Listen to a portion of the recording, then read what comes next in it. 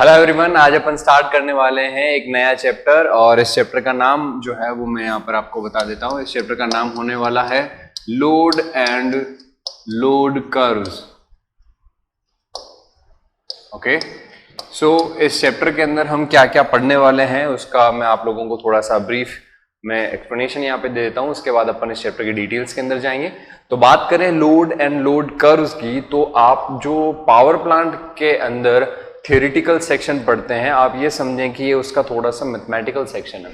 इस सेक्शन के अंदर हम कुछ इंपॉर्टेंट डेफिनेशंस के बारे में डिस्कस करेंगे जो कहीं ना कहीं पावर प्लांट से रिलेटेड है और पावर प्लांट की इकोनॉमी यानी पैसों को भी जो है वो उसको प्रभाव डालती है उसके ऊपर, उसके साथ ही साथ इफेक्ट डालती है। और उसके साथ ही साथ हम डिस्कस करेंगे कि 3 या 4 तरीके के टोटल लोड कर्व्स होते हैं, जैसे कि लोड कर्व हुआ, लोड ड्यूरेशन कर्व हुआ, मास कर्व हुआ और लोड एनर्जी कर्व हुआ। 4 तरीके के कर्व होते हैं जो एक पावर प्लांट के लिए ड्रॉ किए जाते हैं। तो आपको यहाँ पर मैं जो कर्व्स ड्रॉ किए जाते हैं पावर प्लांट के बारे में उनके बारे में समझाऊंगा।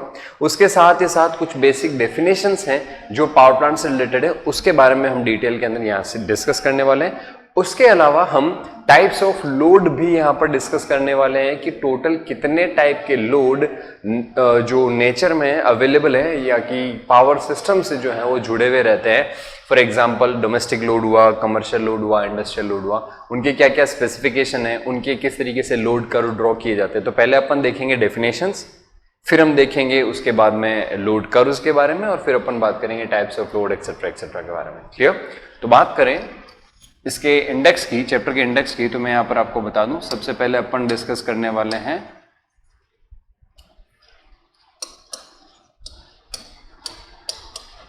Basic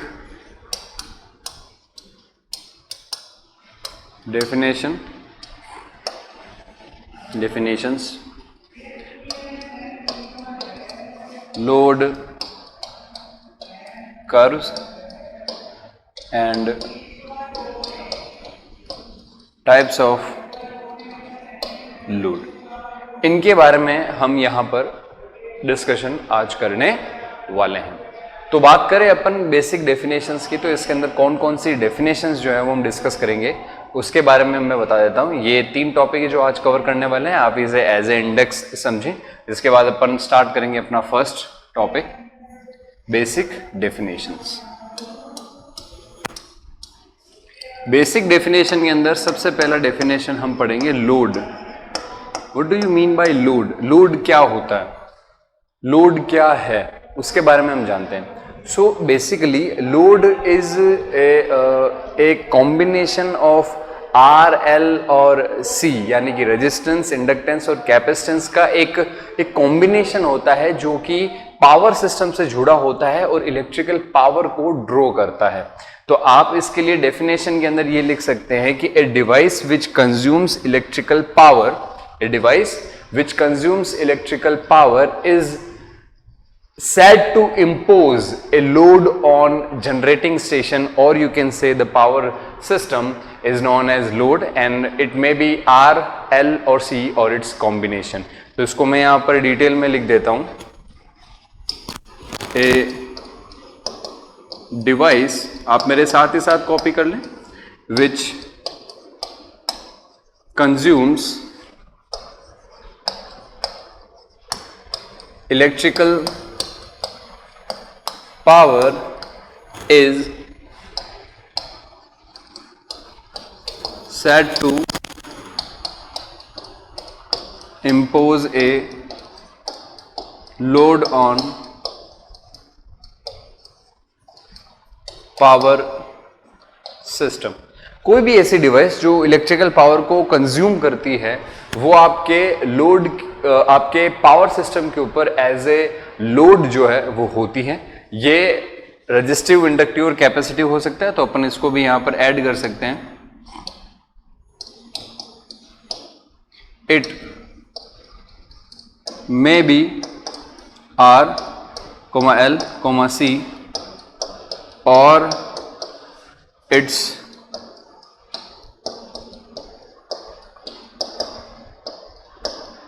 combination. ये रेजिस्टिव हो सकता है, रेजिस्टिव हो सकता है, इंडक्टिव हो सकता है, कैपेसिटिव हो सकता है, या फिर इसका कॉम्बिनेशन भी हो सकता है। तो आप इसका स्क्रीनशॉट ले लें पहली डेफिनेशन का।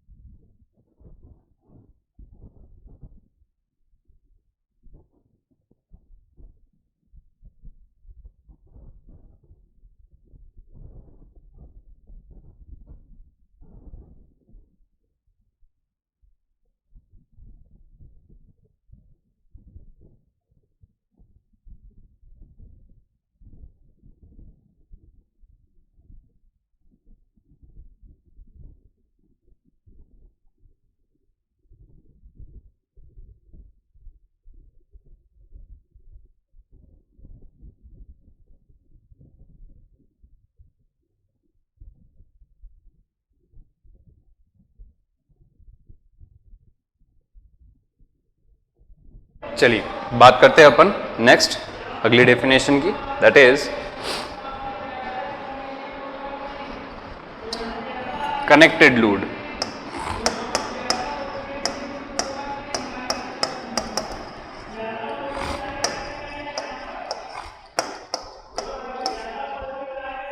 What do you mean by connected load? तो इसके लिए हम ये कह सकते हैं, फॉर एग्जाम्पल हम किसी रूम की बात करें तो किसी रूम के अंदर 3 लाइट लगी हैं, 2 फैन लगे हैं और एक एसी लगी है। तो ये जो 3 लाइट, 2 फैन और एक एसी लगी है, इनकी कोई ना कोई रेटिंग होगी। लाइट हो सकता है 5 वाट का बल्ब हो, 40 वाट की ट्यूबलाइट हो सकती है, पंखा 60 वाट का है, या एसी जो है वो 1000 या 1500 वाट की है। तो इनकी सबकी पर्टिकुलर कोई ना कोई रेटिंग है, उन सबको हमें क्या करना है, जोड़ना है। वो टोटल उस रूम का क्या कहलाएगा, कनेक्टेड लोड। ठीक इसी तरीके से पावर सिस्टम के ऊपर क्या कनेक्टेड है, लोड है। अब उस लोड के अंदर घर भी आते हैं, इंडस्ट्री भी आती है, एग्रीकल्चर लोड भी आते हैं। इन सभी लोड की पर्टिकुलर कोई ना कोई रेटिंग होगी, हम उन सभी रेटिंग्स को क्या कर दें, जोड़ दें, तो वो क्या कहलाएगा, कनेक्टेड लोड। तो इसकी डेफिनेशन हम ऐसे देंगे, the sum of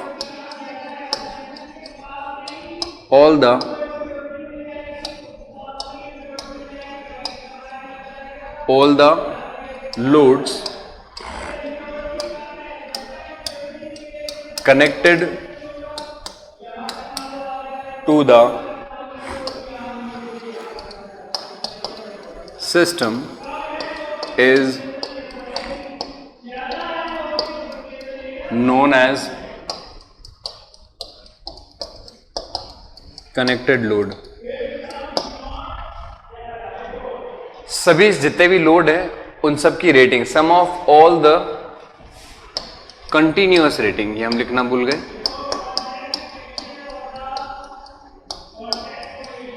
continuous rating, या the sum of all the continuous rating of loads connected to the system is known as connected load.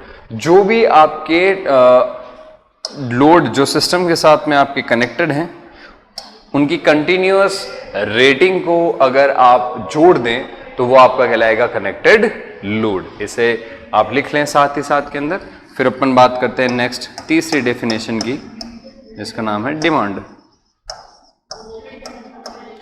ये सारे डेफिनेशंस एक तरीके से बेसिक टर्मिनोलॉजीज हैं इलेक्ट्रिकल इंजीनियरिंग के अंदर, पावर सिस्टम के अंदर आपके जनरेशन से रिलेटेड। तो ये सारी टर्मिनोलॉजीज आपको आनी चाहिए, इसीलिए अपन इनको डिटेल में लिख रहे हैं। तो कनेक्टेड लोड के बाद अपन बात करें, डिस्कस करें डिमांड को।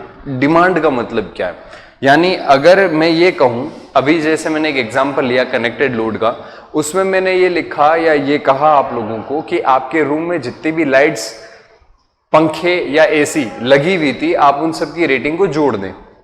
अब मैं अगर ये कहूं कि उनमें से सारे के सारे ऑन हैं, ऐसा तो जरूरी नहीं है भाई। सारे के सारे लोड तो आपने ऑन कर नहीं रखे। आपने हो सकता है कि एसी बंद कर रखी है, 2 पंखे में से 1 पंखा चालू है और 3 लाइट में से 2 लाइट ही ऑन है।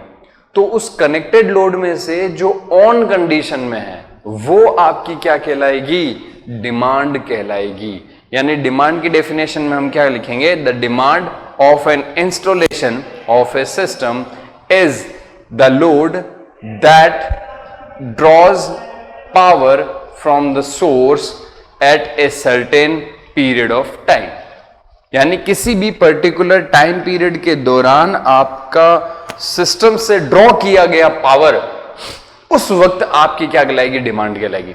ये सर्टेन पीरियड इसलिए यूज कर रहा हूं क्योंकि हो सकता है कि आधे घंटे बाद में वो पावर चेंज हो जाए, 2 मिनट बाद में भी वो पावर चेंज हो जाए, इसलिए सर्टेन पीरियड ऑफ टाइम बोलना बहुत जरूरी है। तो यहां पर मैं लिख देता हूं इसका definition, the demand of N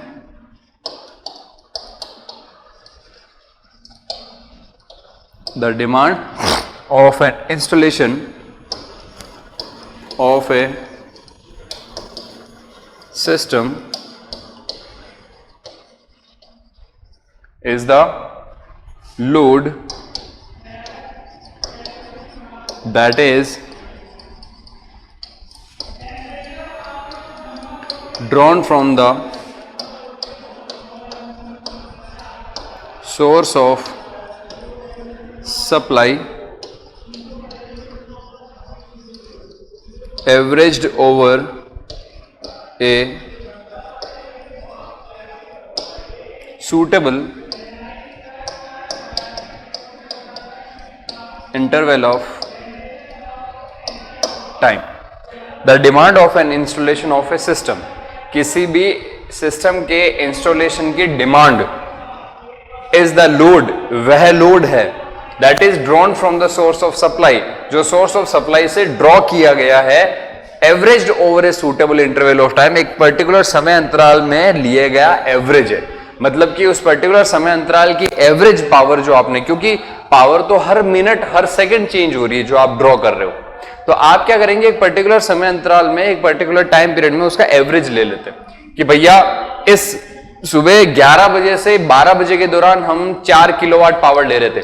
अब ये जरूरी नहीं है कि 11 से 12 बजे तक 4 कांस्टेंट आ, 4 थी, 5 हो गई, फिर 3 हो गई, फिर 4 थी, 5 हो गई, फिर 3 हो गई, तो एवरेज निकल के आ गया अपने पास में 4 kilowatt. Is it clear?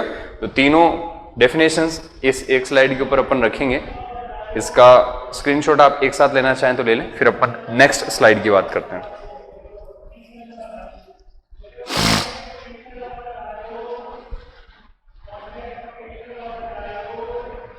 Clear?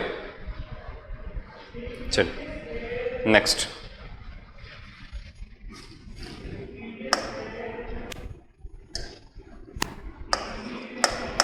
Next बात करते हैं अपन डेफिनेशन की, वो है मैक्सिमम डिमांड।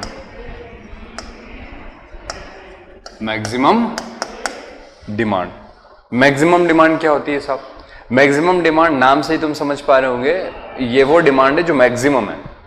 अब मैक्सिमम डिमांड के बारे में याद करो, मैंने आपको पावर प्लांट के अंदर भी थोड़ा बहुत एक्सप्लेन किया था कि पर्टिकुलर किसी समय में आपके सिस्टम ने जो सबसे ज्यादा पावर आपसे मांगी है वो आपकी मैक्सिमम डिमांड कहलाती है। यानी कि जैसे सुबह केवल पंखे चल रहे हैं, पर शाम के दौरान हम लाइट, पंखे ये भी चला देते हैं सब कुछ, तो 6-7 बजे के आसपास आप अपने घर में सबसे ज्यादा पावर ड्रॉ कर रहे होते हो, तो वो समय अंतराल 6 से 7 बजे वाला जिस समय आपने सिस्टम से पावर मांगी वो सबसे हाईएस्ट थी, उससे ज्यादा पावर आपने कभी सिस्टम से ड्रॉ नहीं करी, तो वो जो हाईएस्ट पावर आपने ड्रॉ करी है उस पर्टिकुलर समय के अंदर, वो हाईएस्ट पावर आपकी क्या कहलाएगी? मैक्सिमम डिमांड कहलाएगी। तो इसकी डेफिनेशन हम कैसे लिखेंगे?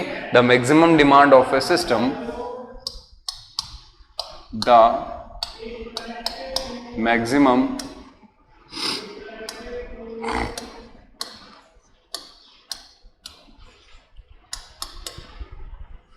is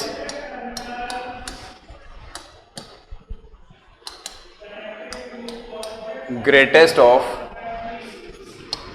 all the demands,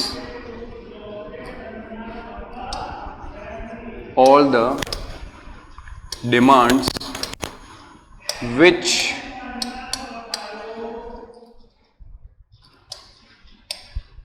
have occurred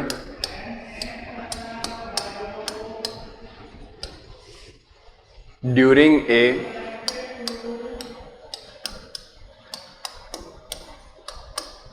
specific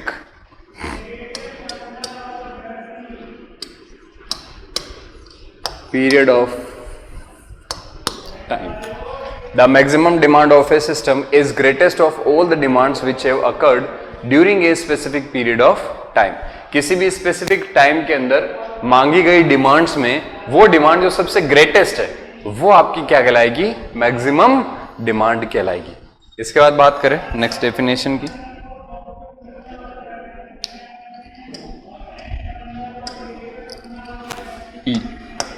next definition है आपका एवरेज लोड।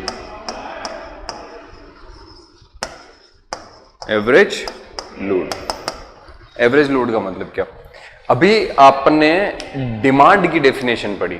डिमांड की डेफिनेशन में हमने ये कहा कि एक पर्टिकुलर टाइम पीरियड के अंदर हम जो पावर का एवरेज ले लेते हैं वो हमारी डिमांड कहलाती है। ठीक उसी तरीके से आप उस थ्योरेटिकल सेक्शन को अगर आप फॉर्मूले में पिरोना चाहें तो हम ये कहेंगे, फॉर एग्जाम्पल, मैं आपको एग्जाम्पल से समझाता हूँ ये डेफिनेशन। हर एक पॉइंट को अपन पहले हेडिंग लगाएंगे, फिर उसको थ्योरेटिकली समझेंगे और उसके बाद मैं उसको लिखूंगा। उस समय आप लोग भी उसे कॉपी कर लें।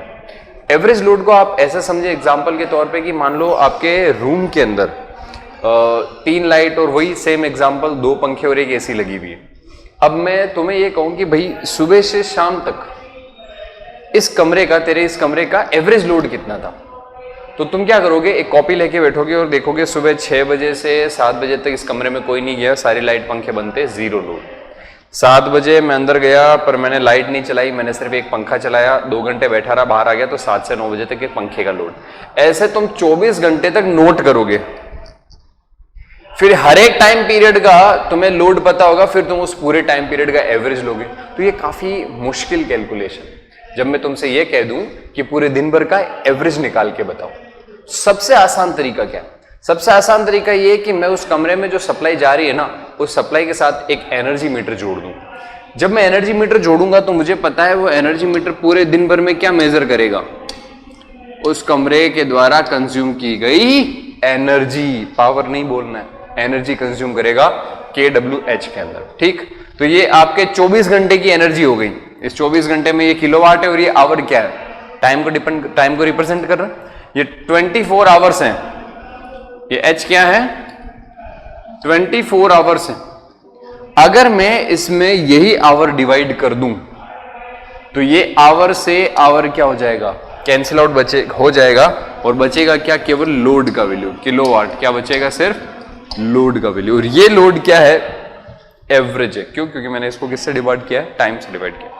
यानी अगर आप लोगों को एवरेज लोड निकालना है तो आप पूरे दिन भर के अंदर बैठे बैठे ऑब्जर्व करने की बजाय, रूम के अंदर ऑब्जर्व करने के बजाय कि भाई किस समय कितना लोड था, ऑब्जर्व करने की बजाय आप सिर्फ इतना सा ध्यान रखें कि आपको उस कमरे की उस पर्टिकुलर टाइम पीरियड की एनर्जी निकालनी है। बस एनर्जी निकाल के जितने टाइम की एनर्जी है उतने ही टाइम से तुम्हें क्या करना है? डिवाइड करना है। ये आपका फॉर्मूला बन गया एवरेज लोड का, kWh/H।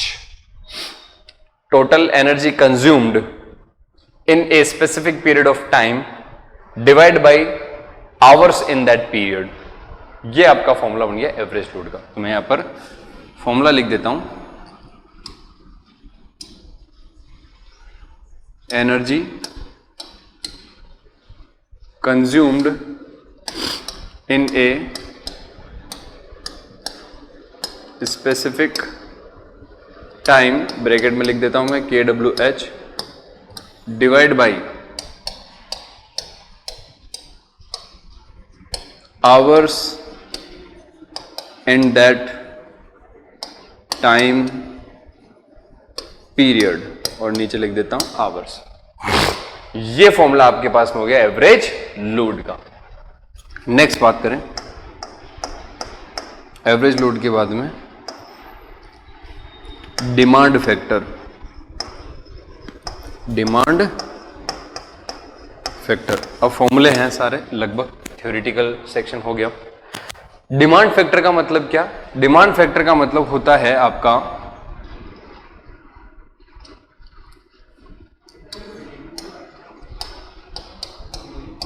Maximum demand divide bye connected load. ये आपका फॉर्मूला है डिमांड फैक्टर का। भाई आप कितना डिमांड कर रहे हैं उसके बारे में इंफॉर्मेशन। तो आप इतना डिमांड कर रहे हैं, कितना डिमांड आप कर सकते हैं, इतना आप कर सकते हैं। इसका एग्जाम्पल लेते हैं। मान लो आपने अपने घर में बिजली का जो कनेक्शन लिया हुआ है उसका बिल कभी भरा है, तो आपने उसे ऑब्जर्व किया होगा बिल को। जब आप उस बिल को देखेंगे तो उसके अंदर साफ साफ एक सेक्शन मेंशन होता है जिसके अंदर यह लिखा होता है कि आपका कनेक्टेड लोड कितना है।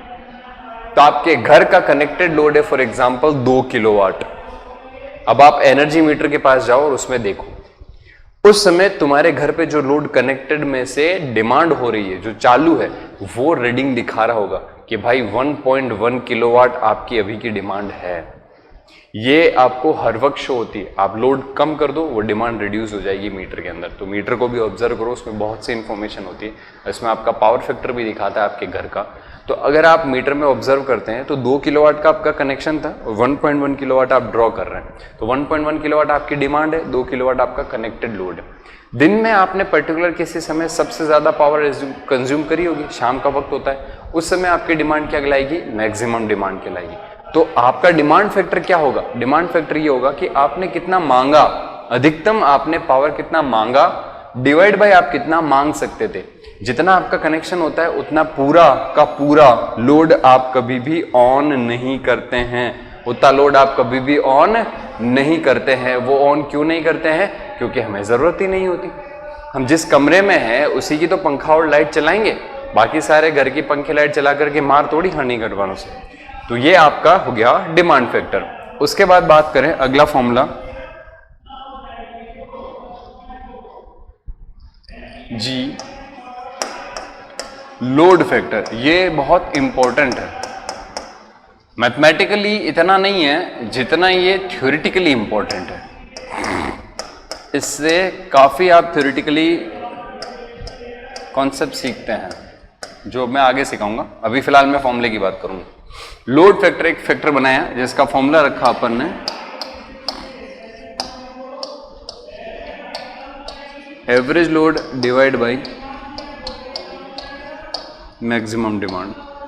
आप इसको ऐसे याद रखें कि आपने सिस्टम से एवरेज लोड कितना जोड़ के रखा डिवाइड बाय अधिकतम लोड कितना जोड़ के रखा।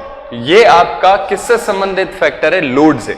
ये डिमांड से संबंधित था तो डिमांड वाले पैरामीटर लिखे, ये लोड से संबंधित है तो लोड के पैरामीटर लिखे। एवरेज कितना डिवाइड बाय मैक्सिमम कितना। एवरेज का तो फॉर्मूला अभी ऊपर लिखा है अपन ने, हाँ लिखा है ना, तो इसको एक और नाम से जो है वो लिखा जा सकता है, क्या? Energy consumed in T time divide by maximum demand into T time. ये टी टाइम की एनर्जी और टी टाइम का भाग दोगे तो ये तो एवरेज लोड आ गया आपका यहां से KWH बटा H, और एवरेज के अंदर आपने मैक्सिमम का भाग दे रखा है। तो लोड फैक्टर के हो गए दो फॉर्मूले। अब एग्जाम में आपको अगर कन्वेंशनल क्वेश्चन यूनिवर्सिटी में पूछा जाए तो आप लोगों को एवरेज मैक्सिमम डिमांड है तो ये फॉर्मूला लगाओ, एनर्जी टाइम और मैक्सिमम डिमांड है तो ये वाला फॉर्मूला लगा दो। ये आपका फॉर्मूला हो गया किसका? लोड फैक्टर का। इसका थ्योरेटिकल मीनिंग मैं आप लोगों को आगे समझाऊंगा जब अपन एक हेडिंग पढ़ेंगे, वो हेडिंग भी मैं बाद में बताऊंगा। लोड फैक्टर के बाद अपन बात करें यूटिलाइजेशन फैक्टर की। यूटिलाइजेशन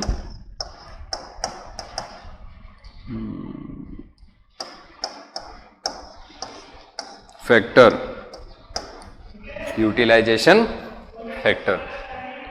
यूटिलाइजेशन फैक्टर की जो है वो डेफिनेशन, अब ये अभी तक जो अपन ने डेटा ये पढ़ा है ये कहीं ना कहीं अपने डोमेस्टिक यूजर के अकॉर्डिंग जो है वो फॉर्मूले हैं सारे के सारे। आप इनको पावर प्लांट से रिलेटेड फॉर्मूले भी बोल सकते हैं। पावर प्लांट का एवरेज लोड और पावर प्लांट की मैक्सिमम डिमांड तो घर और पावर प्लांट दोनों के ऊपर ही एप्लीकेबल होते हैं। अब जैसे यूटिलाइजेशन फैक्टर है तो ये अब स्पेसिफिकली पावर प्लांट से रिलेटेड पैरामीटर्स हैं। तो यूटिलाइजेशन फैक्टर का फॉर्मूला होता है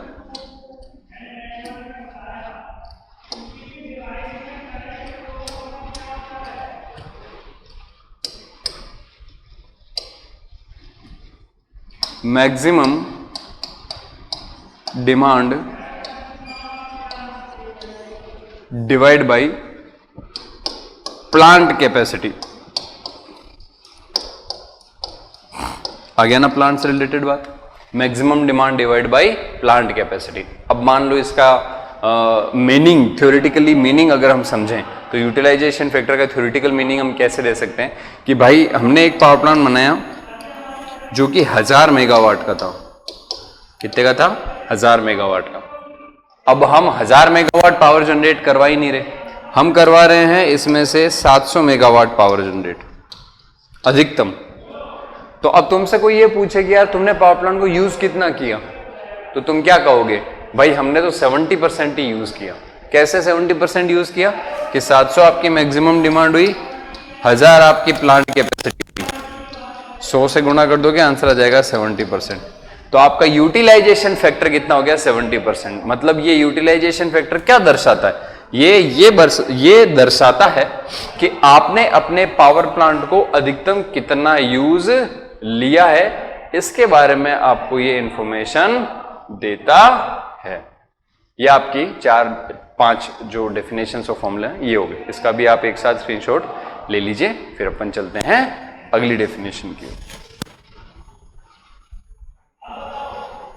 चलिए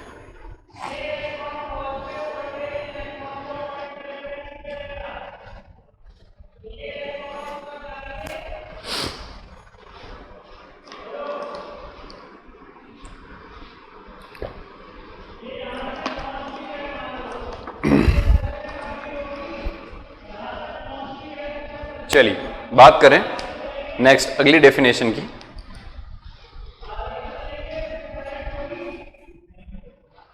एच आ गया, I plant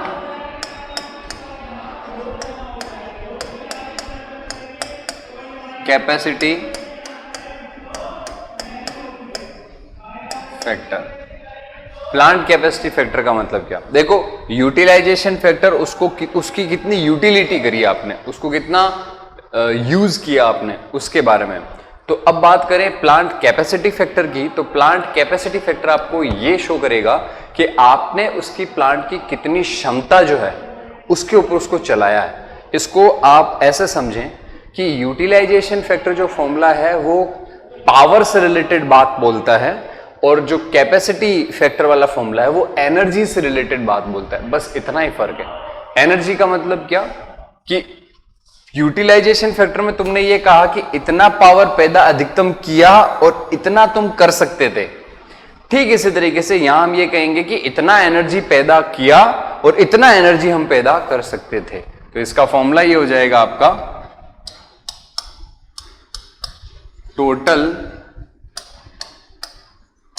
energy generated in T time.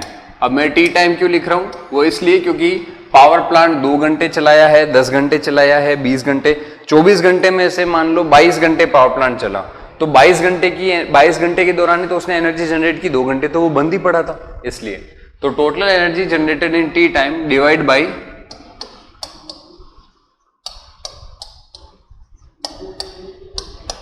Plant capacity into T time. Plant की कैपेसिटी फॉर एग्जांपल जो है वो है 1000 मेगावाट। कितनी है? 1000 मेगावाट। अब इस 1000 मेगावाट के पावर प्लांट से तुमने एनर्जी कितना जनरेट कराया?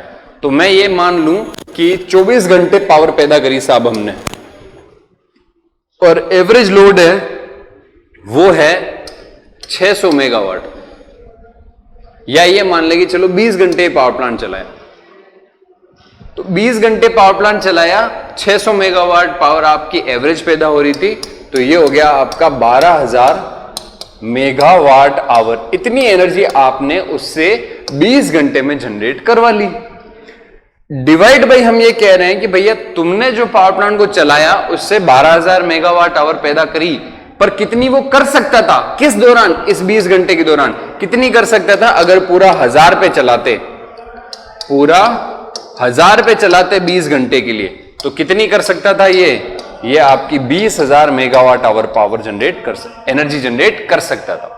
तो इतनी एनर्जी जनरेट करवाई और इतनी एनर्जी जनरेट कर सकता था एक पर्टिकुलर टाइम पीरियड के अंदर ये उसका कैपेसिटी, मतलब इतना कैपेसिटी है उसका, पर आपने इतना ही उसको जो है वो यूज किया या इतना ही उसको आपने जो है वो जनरेट करवाया एनर्जी को। तो कहीं ना कहीं आपको ये समझ में आ गया होगा कि ये भैया एनर्जी से संबंधित बात है कैपेसिटी फैक्टर, और यूटिलाइजेशन फैक्टर कहीं ना कहीं पावर से संबंधित बात है। क्लियर? मैं साथ ही साथ एग्जांपल भी ले रहा हूं ताकि आपको थोड़ी सी और क्लैरिटी आ जाए। प्लांट कैपेसिटी फैक्टर को एक और फॉर्मूले के रूप से भी रिप्रेजेंट कर सकते हैं। कैसे? देखो जरा, ये मैंने एनर्जी टी समय क्यू डिवाइड बाई टी समय लिखा है क्या? तो क्या ये KWH बटा H नहीं है क्या? प्लांट कैपेसिटी को शॉर्ट में PC लिख रहा हूं, क्या ये KWH बटा H नहीं है? यस है। तो KWH बटा H को क्या लिखा जा सकता है? सर ये तो एवरेज लोड लिखा जा सकता है। वेरी गुड, देन फॉर्मूला बन गया हमारे पास नया, average load divide by plant capacity. Formula हो गया, मैं शॉर्ट में लिख रहा हूं AVG, average load divide by plant capacity. अच्छा, इसको एक और फॉर्मूले से भी रिप्रेजेंट किया जा सकता है। क्या? एक और फॉर्मूला ये हो सकता है इसका, लोड फैक्टर, ठीक है, load factor into maximum demand divide by plant capacity. क्या हो सकता है? Load factor into maximum demand divide by plant capacity. अब तुम ये देखो कि ऐसा कैसे हुआ, तुम ये देखो कि ऐसा कैसे हुआ। देखो बहुत सिंपल है, अभी अपन ने लोड फैक्टर का फॉर्मूला लिखा, क्या था? Average divide by maximum demand. तो मैं अगर यहां पर लिख दूं average divide by maximum demand, तो ये मैक्सिमम डिमांड इस मैक्सिमम डिमांड से क्या हो जाएगा? कैंसिल आउट हो जाएगा। तो क्या बचेगा? एवरेज अपॉन प्लांट कैपेसिटी बच जाएगा। इसीलिए एग्जाम में जरूरी नहीं है आपको कन्वेंशनल क्वेश्चन जब दे तो ये डेटा या वो डेटा दे, आपको ये भी मिल सकता है जो मैं अभी लिख रहा हूं, load factor into maximum demand divide by plant capacity. Clear? तो ये तीन फॉर्मूले हैं इसके, इसको आप लोग थोड़ा स्पेशली याद रखना।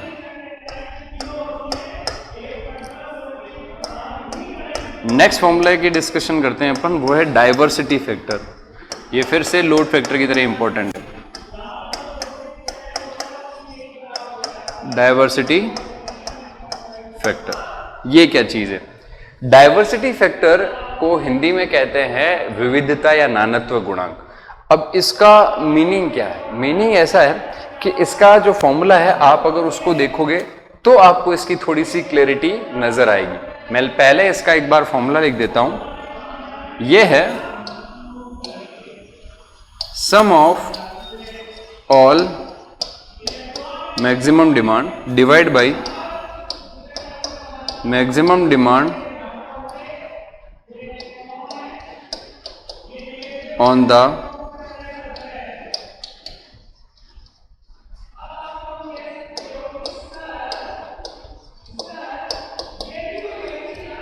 सम of all maximum demand in system divide by maximum demand on the system. यानी आप ऐसा सोचें कि मान लीजिए कोई एक पावर प्लांट था, उससे 4 लोड कनेक्टेड हैं,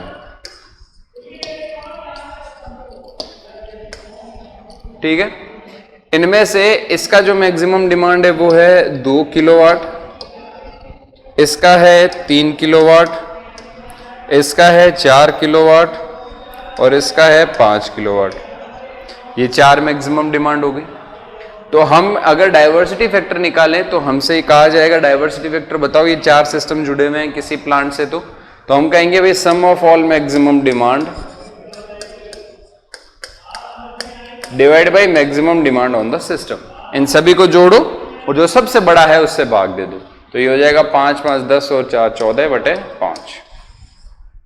तो आपको यहां से एक चीज और पता चली कि ये वैल्यू तो यार हमेशा ही 1 से क्या आने वाली है, ज्यादा आने वाली है। और यही इसकी खास बात है कि ये जो वैल्यू है वो ऑलवेज क्या रहेगी, ग्रेटर देन 1 रहने वाली। बाकी सारे फैक्टर्स लेस देन 1 रहते हैं और ये इकलौता फैक्टर ऐसा है जो क्या रहता है, ग्रेटर देन 1 रहता है। अच्छा, पिछली स्लाइड का शायद आपने स्क्रीनशॉट ले लिया क्या? हाँ, ये 5 वैल्यूज एक साथ ही, इसका स्क्रीनशॉट ले लिया होगा। यहाँ पर 2 वैल्यू लिखी, एक और अपन लिखेंगे, उसके बाद एक साथ स्क्रीनशॉट लें। तो डाइवर्सिटी फैक्टर का मतलब क्या हो गया? डाइवर्सिटी फैक्टर का मतलब ये हो गया कि जितनी भी मैक्सिमम डिमांड है हमारे सिस्टम में, उन सबको हम क्या करें, जोड़ दें और डिवाइड बाई उसके अंदर जो सबसे बड़ा है उससे उसका भाग दे दें। इसके बाद बात करें अपन आगे, कुछ थ्योरेटिकल और डेफिनेशंस हैं उनकी, फिर अपन कर्व्स की तरफ चलेंगे। Installed capacity,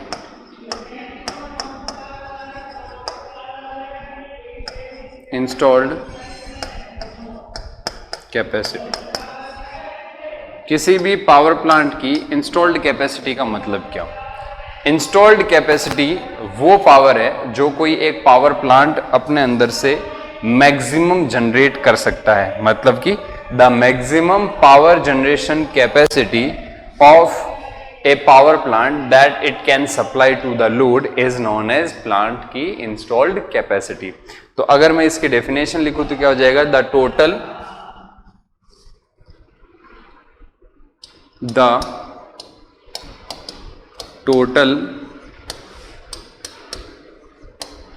station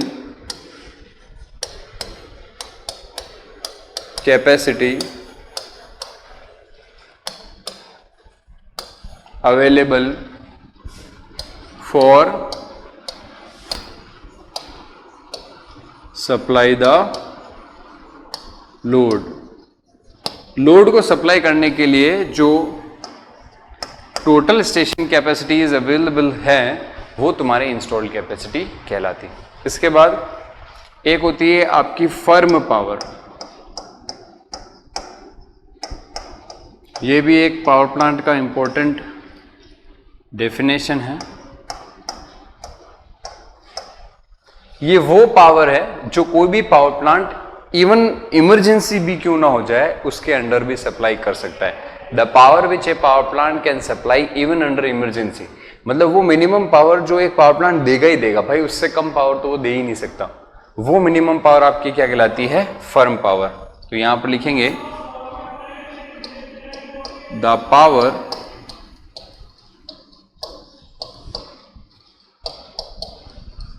intended to be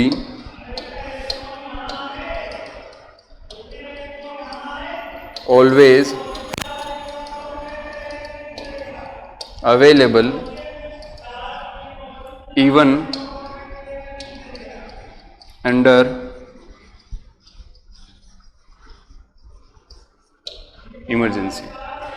emergency के हालात होने के बावजूद वो पावर जो एक पावर प्लांट सप्लाई कर सकता है वो आपकी कहलाती है फर्म पावर। क्लियर?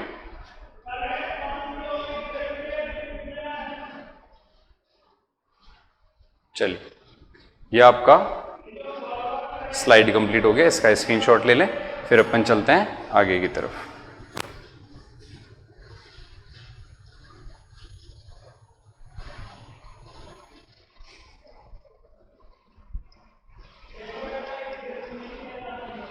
हो गया? चलिए,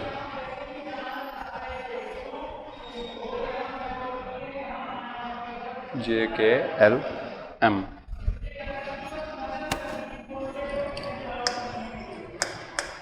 नेक्स्ट है रिजर्व कैपेसिटी।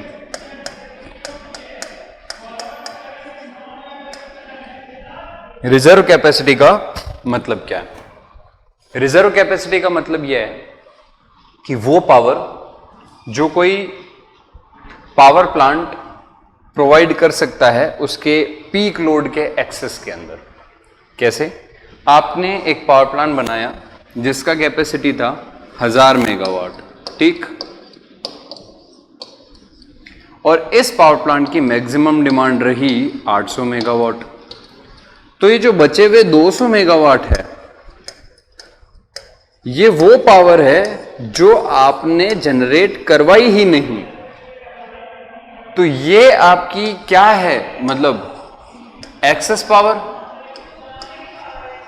जो कहां पड़ी है? रिजर्व में पड़ी है। इस पावर को तो साहब हमने यूज ही नहीं लिया। तो वो पावर जो मैक्सिमम डिमांड से एक्सेस में अवेलेबल है वो पावर तुम्हारी क्या कहलाएगी? रिजर्व कैपेसिटी कहलाएगी। तो अपन इसको इस तरीके से लिखेंगे, द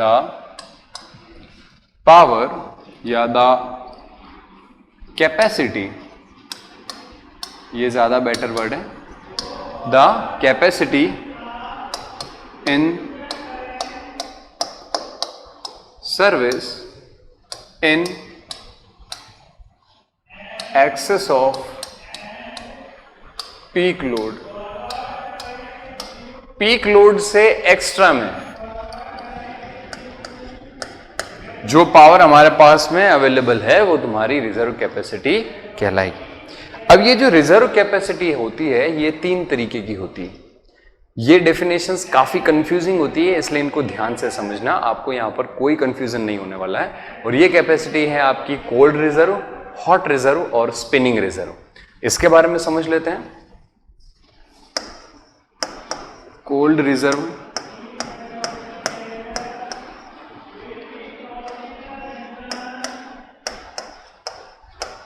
हॉट रिजर्व,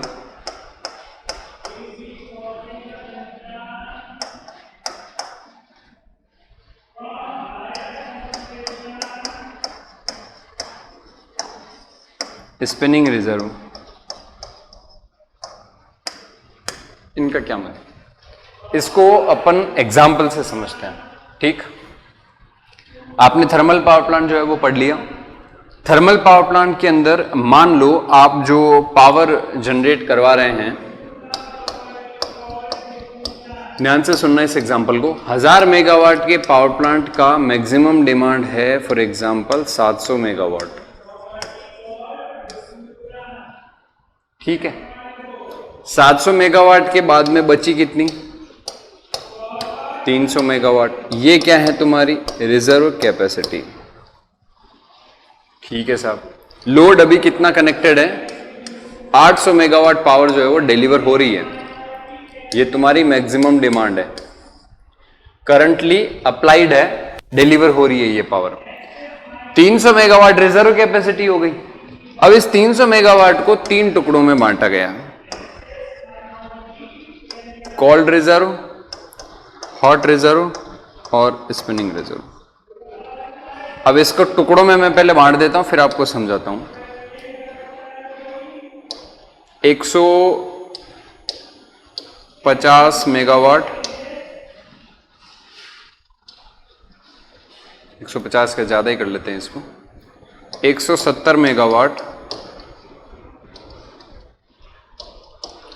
25 या 28 मेगावाट और 2 मेगावाट। इस तरीके से मैंने इसको तोड़ दिया। अब आप इसको समझें, इनके डेफिनेशन के डिफरेंस को समझें। कोल्ड रिजर्व का मतलब ये होता है, देखो नाम में जैसे आगे वर्ड लगा है कोल्ड, मतलब ठंडे, ठंडी बात, एकदम ठंडे बस्ते पे चल रही है बात, मतलब कि ये प्रोसेस जो है वो भी कोल्ड प्रोसेस है, इसको हॉट प्रोसेस नहीं बनाया गया। यानी कि ये बात अभी शुरू ही नहीं हुई, केवल कहने को है। इसका मतलब आप इसको मैं क्लियर शब्दों में समझा दूं। जैसे 170 मेगावाट पावर जो है, अपन एग्जांपल लें अगर थर्मल पावर प्लांट का, तो पावर जनरेट हुई कैसे? कोयला लिया, पीसा, जलाया, पानी से स्टीम बनाई, टरबाइन को स्टीम दी, जनरेटर घूमा, पावर मिल गई। तो कितने सारे स्टेप्स हैं, हर एक स्टेप पे पावर को हमने डिवाइड किया हुआ। अगर कोयला पीसा ही नहीं गया तो पावर जनरेट ही नहीं हुई होगी। तो 170 मेगावाट वो पावर है, ये वो पावर है जिसके इक्विवेलेंट कोयले को बर्न ही नहीं किया गया। यानी ये पावर जनरेट की तो जा सकती है, this is the power that is available for service, yes it is, but it is not used, इसे यूज नहीं किया गया। ये वो पावर है जो सर्विस के लिए अवेलेबल है, मगर इस पावर को यूज इस्तेमाल नहीं किया गया। क्लियर? सेकेंड पावर आती है हॉट रिजर्व। हॉट रिजर्व का मतलब देखो, नाम हॉट है, हॉट मतलब कि बात शुरू हो गई है। हॉट मतलब हॉट, थर्मल पावर प्लांट में हॉट जगह कहां होती है? बॉयलर में होती है। तो इसका मतलब यह हुआ कि 28 मेगावाट के बराबर पावर जनरेट करने लायक कोयला जो है वो उठा करके पीसा जा चुका है और उसे बॉयलर में डाला जा चुका है। बॉयलर में हीट भी पैदा हो गई और पानी का जो स्टीम है, जो स्टीम का अमाउंट है वो भी बहुत ज्यादा बढ़ गया है। स्टीम का प्रेशर रेडी है, टरबाइन का गेट ओपन करना बाकी है, उसे ओपन नहीं किया। अब अगर टरबाइन का गेट ओपन नहीं करोगे तो क्या आपका पावर आउटपुट बढ़ेगा? नहीं बढ़ेगा। आपका जो पावर आउटपुट है वो उतना ही रहेगा, क्योंकि टरबाइन का गेट खोलोगे तो स्टीम ज्यादा होगी, स्टीम ज्यादा होगी तो स्पीड ज्यादा होगी, टरबाइन की स्पीड ज्यादा होगी तो अल्टरनेटर का स्पीड ज्यादा होगा। तो इसका मतलब ये हुआ कि आप लोगों को जो कोयला जलाया गया है उसका हीट प्रिपेयर्ड है, स्टीम का प्रेशर रेडी है, बस स्टीम के वाल्व को ओपन करना बाकी है। ये पावर हॉट रिजर्व कहलाती है। अब स्पिनिंग रिजर्व का मतलब क्या है? फिर स्पिनिंग रिजर्व का मतलब है कि 2 मेगावाट पावर जनरेट करने के बराबर स्टीम को ओपन करके वाल्व को और टरबाइन को दे दिया। अब तुम कहोगे सर टरबाइन को दे दिया तो मतलब जनरेटर को भी पहुंच गया, क्योंकि कपल्ड है, तो टरबाइन का स्पीड बढ़ा तो जनरेटर का भी बढ़ गया। जनरेटर का स्पीड इंक्रीज कर गया, इसका मतलब वो पावर जनरेट भी हो चुकी है। यस इट इज, वो पावर जनरेट हो गई और उसे बस बार से कनेक्ट भी कर दिया गया, बस उससे लोड कनेक्ट नहीं किया गया। तो इसका मतलब स्पिनिंग रिजर्व वो पावर है जो जनरेट हो चुकी है और आपके बस बार पर कनेक्टेड है, यानी सिस्टम के ऊपर फ्लोट कर रही है, स्पिन कर रही है, इसीलिए इसका नाम क्या रखा? Spinning reserve. अब तुम कहोगे कि सर इन पावर का यूज क्या है, काम कहां आती, उसको समझो। आपका जो थर्मल पावर प्लांट आपने इंस्टॉल किया है उसके अंदर जो लोड आपने कनेक्ट किया है, ये लोड तो हर सेकंड हर मिनट चेंज हो रहा है। अब मान लो तुम्हारे थर्मल पावर प्लांट पे लोड कनेक्टेड है 698 मेगावाट और अगले ही पल वो लोड बढ़ करके हो गया 700 megawatt. So if the load increases to 700 megawatt, then the coal is not then pulverized and burned into the boiler. It must get generated that 2 megawatt increment of power. So इधर से वो power generate होना मतलब exceed हुई और इधर से वो तुरंत सप्लाई कर दी गई। इसको इस तरीके से समझें कि आप जब लोड बढ़ेगा तो आप लोड के बढ़ने का इंतजार नहीं करेंगे, क्योंकि 2 मेगावाट लोड बढ़ा, फिर उसके बाद कब तो कोयला तुम पीसोगे, कब बॉयलर में डालोगे, कब स्टीम बढ़ेगी, कब तुम वाल ओपन करोगे, कब वो वाल ओपन होकर के टरबाइन की स्पीड को बढ़ाएगा, कब जनरेटर का स्पीड बढ़ेगा, कब पावर का डिमांड जो है वो मीट होगा, तब तक पता चला कि 2 मेगावाट पावर और बढ़ गई। फिर उसके इक्विवेलेंट कोयला जलाओ, ये सारी प्रोसेस करो, वो सप्लाई होगी, तब तक पता चला पावर घट गई। फिर क्या करोगे? स्टीम के वाल को क्लोज करोगे, कोयला डालना बंद करोगे। तो इसका मतलब ये हुआ कि ये सारी प्रोसेस जो है ना हाथों हाथ सप्लाई होनी चाहिए। लोड बढ़ा तुरंत सप्लाई हो गया, यानी मिनट टू मिनट वेरिएशन के लिए आपको वो पावर पहले से पैदा करके रखनी पड़ती है। आप बस बार पे जोड़ के रखते हैं, जैसे ही लोड बढ़ता है वो पावर उस लोड की तरफ फ्लो हो जाती है। तो स्पिनिंग रिजर्व वो पावर है जो सिस्टम पर फ्लोट करती रहती है और हर सेकंड के बदलाव को सप्लाई करती है। ये वो पावर जो हम जनरेट करके रखते हैं। अब मान लो ऐसा हुआ अचानक से, छोटा मोटा नहीं, काफी ह्यूज अमाउंट में लोड बढ़ गया, मान लो एक साथ में 20 मेगावाट की डिमांड बढ़ गई, तो अब इतना ह्यूज पावर अचानक से जनरेट करेंगे कैसे? इसको तो वक्त लगेगा। तो हम क्या करते हैं कि कुछ amount of power hot reserve रखते हैं, प्रेशर रेडी रखते हैं। जैसे ही पावर 20 मेगावाट अचानक से बढ़ी, हम तुरंत प्रेशर के वाल्व को ओपन करते हैं, वो सप्लाई हो जाती है और ये 20 मेगावाट यहां से सप्लाइड हो जाएगी। कोल्ड रिजर्व वो पावर है जिसकी प्रोसेस को शुरू ही नहीं किया, ना तो कोयला जलाया है ना ही कोई दूसरी प्रोसेस शुरू करी है। इसका मतलब cold reserve is that power which is available for service but not in use. This is the power hot reserve which is available for service, it is in use but the power is not delivered to the turbine, and this is the power which is available for service which is being generated but it is not connected to the load. तो ये आपकी 3 तरीके की reserve capacities यहां पर हो गई। इसके स्क्रीनशॉट लेना चाहो तो इट्स अ चॉइस। मैं इसकी डेफिनेशन जो है वो आप लोगों को डिक्टेट कर देता हूं।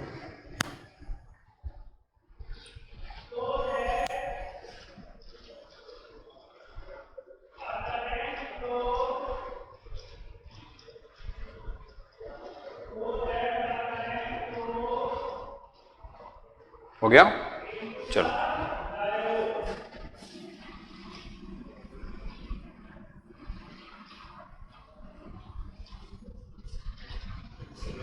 it is the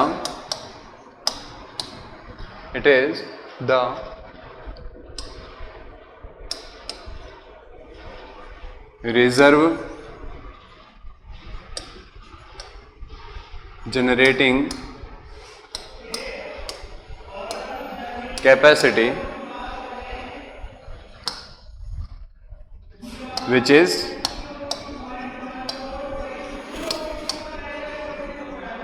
available for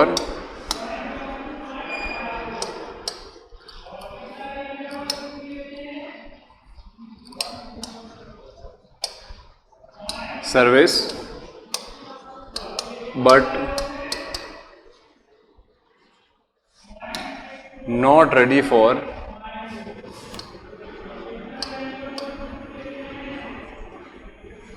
immediate loading. तुरंत लोडिंग देने के लायक ये सप्लाई नहीं है।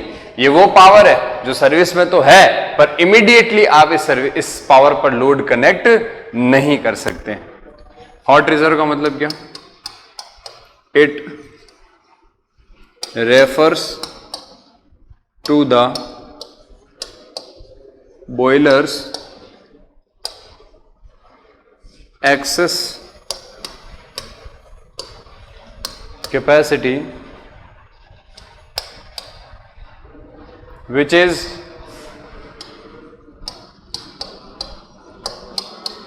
kept hot and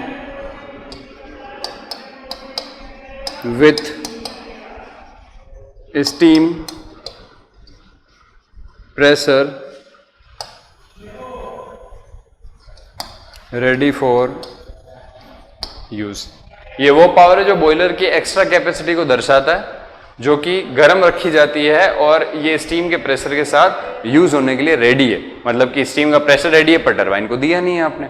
और last spinning reserve generating capacity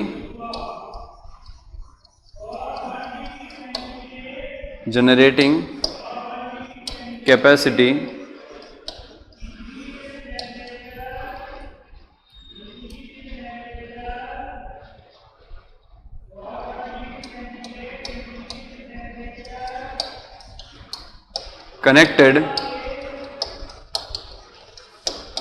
to bus and ready to